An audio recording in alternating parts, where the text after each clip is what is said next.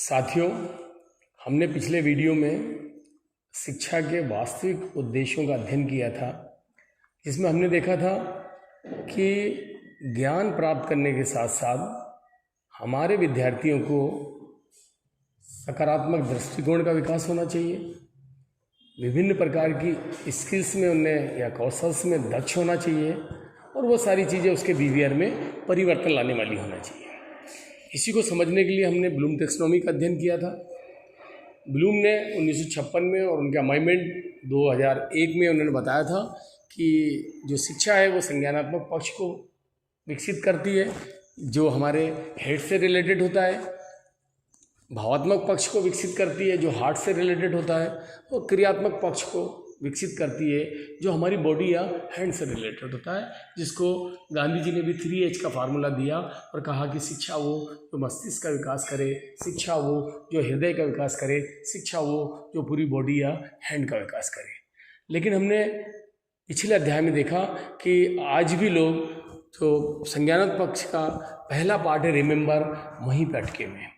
Education हमारा केवल रटने, लिखने, पास होने, डिग्री लेके बेरोजगारी का साधन बना हुआ है। बाकी कोई भी उसमें मतलब ज्ञानी बनाने का काम तो करा उसने, लेकिन ना तो उनने कौशलों में उसको दक्ष कर पाया और ना ही वो उनको सकारात्मक दृष्टिकोण दे पाया, और बिहेवियर चेंज तो बहुत दूर की बात है। छोटा सा एग्जाम्पल मैं बताऊँ कि मेरे एक स्टूडेंट है, वो जिस स्कूल में पढ़ाती है वहाँ गाँव से बच्चे पढ़ने के लिए आते हैं। प्यारी बारी के बच्चे जब नहीं आते हैं और जब वो उनके माता पिता के पास जाती है जो खेती किसान करने वाले लोग हैं, और वो कहती है कि आपका बच्चा नहीं आ रहा है, इरेगुलर आ रहा है, तो माता पिता कहते हैं कि बहन जी रोज़ रोज़ बुलाने मत आया करो, हमारे बच्चे जब पढ़ लेते हैं तो खेतों में नहीं जाते हैं। ऐसा क्या पढ़ा रहे हैं हम? ऐसा क्या पढ़ाएं कि उसके बिहेवियर में चेंज आ जाए? ऐसा क्या पढ़ाएं कि उसमें कौशलों का विकास हो जाए? ऐसा क्या पढ़ाएं कि उसका दृष्टिकोण सकारात्मक विकसित हो जाए? उसके लिए हमको सबसे पहले कैसे ये पाठ्यक्रम बनता है या विषय वस्तु कैसे तैयार होती है, वो टेक्स्ट बुक, वो कंटेंट क्या है जिसको हम पढ़ा के कंटेंट की जांच कर रहे हैं, जिससे ज्ञानी बन रहा है, उसको समझना होगा। उसको समझने के लिए हमारे पास ये करिकुलम डेवलपमेंट की 7 स्टेप है कि पाठ्यक्रम बनता कैसे है।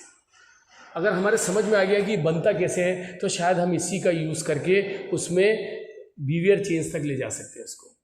हम लोग जब भी कोई नया पाठ्यक्रम बनाते हैं तो जितने हमारे व्यक्ति होते हैं, जो पर्सन्स हैं, जो परिवार हैं, जो समुदाय कम्युनिटी है, समाज सोसाइटी है, राष्ट्र और विश्व मतलब देश हमारा और पूरा वर्ल्ड क्या चाहता है हमारे एजुकेशन से, उस नीड को, उस एक्सपेक्टेशन को, उस रिक्वायरमेंट को मतलब आवश्यकताओं को, अपेक्षाओं को और आकांक्षाओं को एक जगह जमा कर लेता है।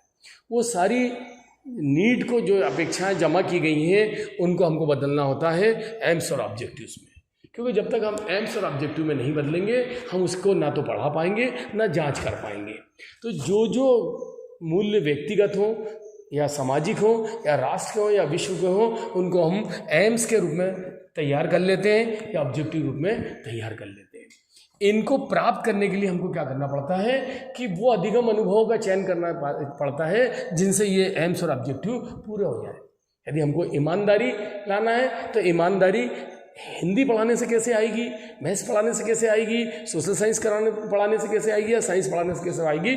ऐसा कंटेंट हमको अनुभव से जमा करना पड़ेगा, और जो लर्निंग एक्सपीरियंसेस जमा किए गए हैं उसको हम काय में कन्वर्ट कर देंगे मटेरियल में।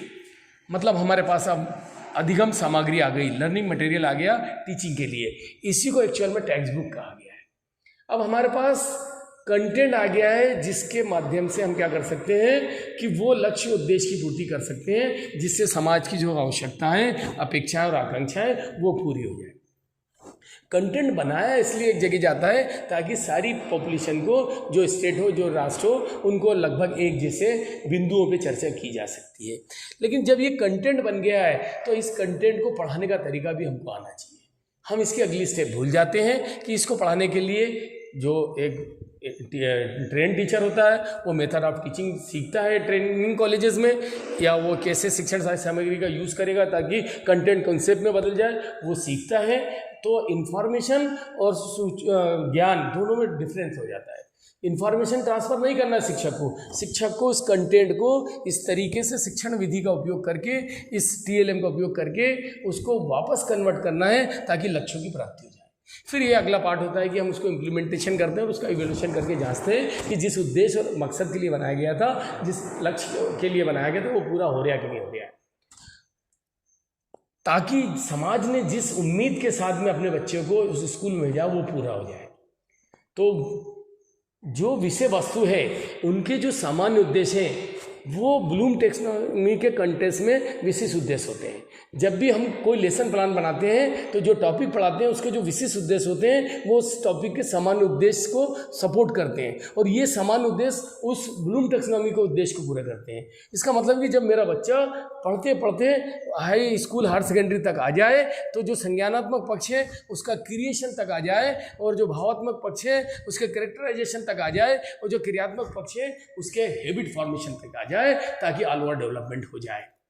ये कोशिश जब तक टीचर द्वारा नहीं की जाएगी वो काम आसान नहीं होगा। तो हमको समझना पड़ेगा इस स्टेप्स को, और ये जो हमारी मटेरियल है इसको शिक्षण विधि, शिक्षण शास्त्र सामग्री के माध्यम से हम वापस अधिगम अनुभवों में लाएंगे, ताकि हमारे लक्ष्य और उद्देश्य की पूर्ति हो जाए और व्यक्ति, परिवार, समुदाय, समाज, राष्ट्र और विश्व की आवश्यकता, अपेक्षा और आकांक्षाएं पूरी हो जाए। तब जाके शिक्षा का उद्देश्य सार्थक होगा। और जो मैंने पहले दिन बोला था कि स्कूल का मीनिंग होता है student come here obtain objective of life, तो जो समाज चाहता है वो चीज़ें उसको प्राप्त हो जाएंगी।